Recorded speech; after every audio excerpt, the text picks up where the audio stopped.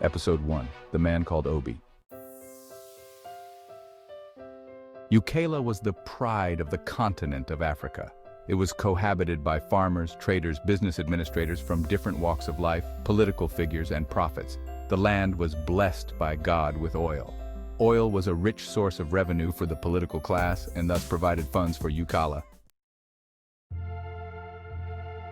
In this country existed a wealthy class called Empire and a poor class called the Protestants. Empire was cohabited by the political class, and between this class exists an interim called the Prophets.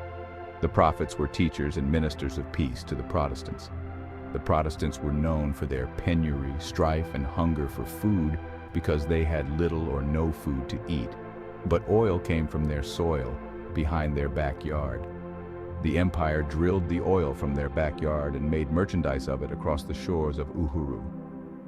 This, the prophets of God worked tirelessly to mediate peace among the Protestants class. They protested but not united. Some were active, the other hated each other because of snitch and betrayals among them. Among the Protestants class exists a family of a man called Garba, the husband of one woman called Gabemi. The two were cat and dog. They fought themselves every day and blamed their in-laws for being couples. This was a shameful thing to their only son, Obi. Obi was born to Garba and Gabemi with little or no knowledge about love. However, he maintained his steez to love regardless of how he was raised. The family was part of the Protestants class, but they were not violent as they belonged to a tribe called Judah.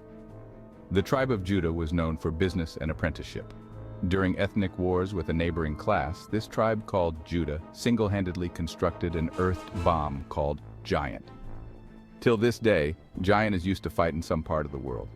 The tribe called Judah were not violent, but were lions at heart. They really learned, but they practiced mastery with the little they know.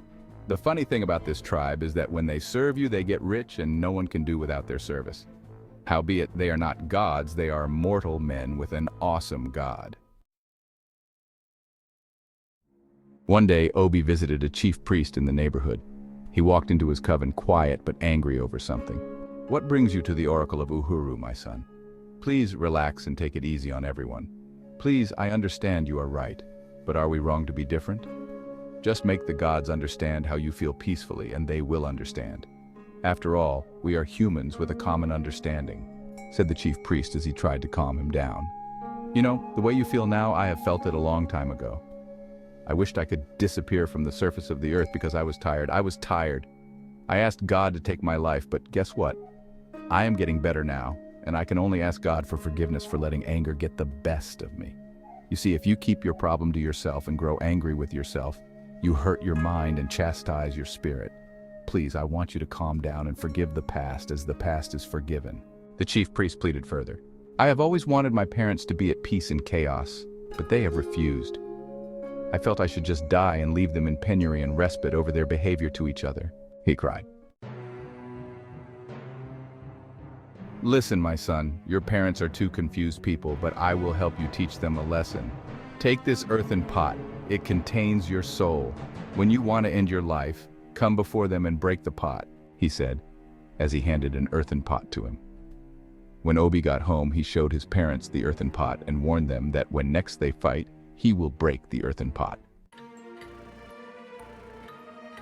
At this saying, Mazi Garba turned a new leaf and acted accordingly towards his wife. But the love was not there. Nothing was there. Just pretense because they didn't repent fully but freely. Obi tried to teach them love, but they kept grudges rather when they don't fight. Obi was fed up. Next episode, Love and Logic. "What have I done that the both of you cannot be at peace? You have taken my integrity in the village. Everywhere I go to, people laugh at me and say, 'Poor boy, his parents are cat and dog.' Are there not better ways to settle your issues other than fighting like this? If you keep on doing this, how will I face my friends and the neighbors who hear you snitch and quarrel one another?" he cried. "My son, please, you know I love you. I don't want to lose you. You see, your mother is a witch, and I'm only fighting to save you from her. She has rendered me useless ever since I married her, but I don't mind her. Let her go and leave us to be free. Ever since I married her, all she has brought upon me is penury and sorrows. I lost my job barely a week I married her. She is a witch, son. Even though, if at all, you are right. She is a witch. Quite all right, but are you right to suffer your wife? I don't care to know if she is a witch or not. I don't care if you are wrong or right. All I want is for you to settle your differences indoors peacefully. I beg you. At this plea, Garba and his wife settled their differences and communicated peacefully for the first time. The neighbors came to see them fight again the next morning, but woe betide them. Garba had turned a new leaf, and the wife smiled at him while they talked. Obi returned the earthen pot to the chief priest and thanked him for the suggestion he gave him. I told you it will work. I'm known for settling issues in this town, and anybody can attest to the fact that the gods are wise. This pot is nothing but a clay pot, but I convinced you to take it and show your parents because I know that power abhors blood. The gods are wise. He mused in his local accent. Obi returned to his parents and they lived happily until Garba lost his wife to cancer. Episode 3, The Enemy Called Death.